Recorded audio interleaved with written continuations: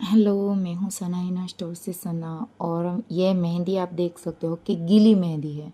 Okay, फ़िलहाल मेरे नाखून में भी मेहंदी लगी हुई है तो इसको इग्नोर कर दो।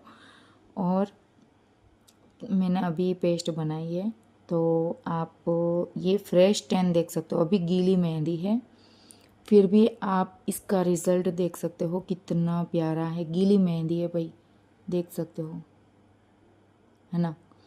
तो गीली मेहंदी में भी इतना प्यारा सा बेस्ट रिज़ल्ट है। तो सीख ये अगर सूखेगी ना तो और भी प्यारा इसके अंदर स्टैंड रहेगा। आप देख सकते हो कितना प्यारा स्टैंड है। तो अगर आपको इस तरीके से मेहंदी ऑयल या मेहंदी पाउडर चाहिए तो आप ऑर्डर करके मंगवा सकते हो। आप इसका स्टैंड भी देख सकते हो कितना प्यारा है। और ये अगर आप बल्क में ऑर्डर करवाते हो तो प्राइस कम हो जाएगी। Okay, bye.